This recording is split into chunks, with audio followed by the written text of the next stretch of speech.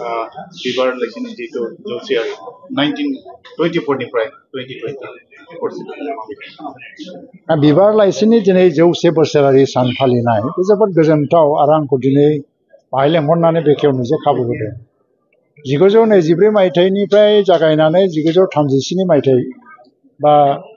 1920 मायथाइनिफ्राय 37 मायथाइसिम प्राय 17 बोसोरखौ बर' थुनलाइनि जारिमिनाव बिबार मुगा होननाय जायो मानो होनबा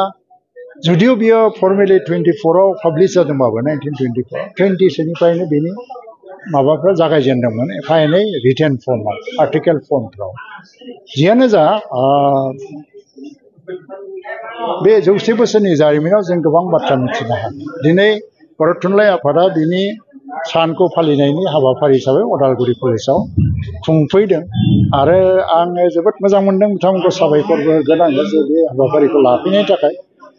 थांनाय बे माखासे मास मोननै मोनथामसो सिगांबो क'क्राझार कलेजाव बेखौ खुंनाय जादोंमोन आरो सावरायनायबो जादोंमोन दा जाय सतिश चन्द्र बसुमतारी बिथाङा सुजुगिरिमोन बेनि उनाव अलंबार मेगाजिन ओंखारदोंमोन लाइसि बेनि सुजुगिरिया प्रमद चन्द्र ब्रह्म बिथांमोना साफा साफा जोंनि बर' थुनलाइनि जारिमिनाव सान अखाफोर बायदि जों बिसोरनिफ्रायनो सोलोंनो मोनदों ओंखायनो जोङो दिनै बिबार लाइसिनि 100 बोसोरारि फालिनायजों लोगोसेनो बै बिथांमोनखौबो जोङो मान होनायजों जों फालिलांनांगोन मुलुगखौ मिथिहोनांगोन गोदान जेनेरेसनखौ मिथिहोनांगोन जाय समाव बर' रावखौ रावबो राया जाय समाव बर' रावा थैलांनायनि लामायाव आरो बै मानसिफ्रा सोरबा बेंगलि मिडियाम सोरबा असमिया मिडियामाव फरायनोमोन नाथाय बिसोरो सानदों मा बर'आ बर' थुनलाइ थायाबा बर' राव थायाबा जाथिया सोर थैलांगोन बेबायदि हाबाफारि लानानै बिबार लाइसिखौ बिथांमोना दिहुनदों दा जों जेसेबांखि मान होआ मानो जों थोजासे मान होनो हानाय जोङो जेब्लायबो ऋणी जानानै थागोन बिथांमोननि आखायाव गोदान जेनेरेसनफोरनि आङो दिनै बुंलांनो सानदों मा जों एवार्ड मोनबाय साहित्य एकाडेमि एवार्ड मोनबाय 8 सिडुलाव फैयो बर' रावा बे मानि थाखाय बिबार लाइसिनि थाखाय नाथाय थुनलाइनि मानदण्डखौ जों जुदि फोजौलांनो हाया बिथांमोना जे सिमां लानानै थुनलाइयाबो सासे मानसिनि जिबन बादिनो जोनोम जायो मोनसे देरो उन्दै जायो बिमा बिफाया जेखौ फोरोङो सोलोङो देरनानै जों गावबागाव जिबननि एम लायो आरो जोंखौ नाजायै नाजायै जानो नाजायै सोरबा जानो हाया दस्रा लामा लायो दा थुनलाइयाबो स्टेगनेन्ट जानो हाया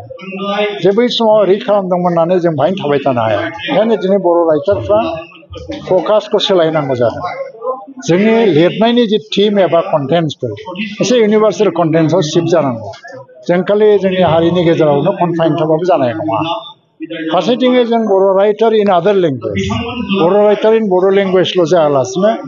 बर' राइटार इन आदार लेंगुवेज बेनि गेजेराव प्रेमानन्द मसाहारिखौ मख'जायो हिस्ट्रिनि गोबां इंलिश राइटार इंलिश बिजाब लिरबाय बेनि अनगायैबो जोंहा बिनय ब्रह्म प्रिन्सिपाल बिथाङा असमिया आरो इंलिसावबो बिजाब लिरदों बेबायदि माखासे राइटारफोर दं जोंनि गेजेराव जों बेखौबो जानो हानांगोन बेनिखायनो मोनसे जिनिसा मा जाहैबाय नोंनि लिटारेचारखौ दा ट्रेन्सलेसन जागासिनो दं 8 सिडुलाव फैनाय लोगो लोगोनो मालाबा नों एवार्ड मोनहैगोन नोंनि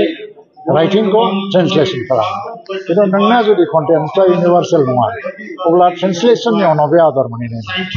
दा बे बिथिंखौ नायनानै जोङो स्टेन्डार्डखौबो डेभेलप खालामनांगौ आं बेखौल' खावलायो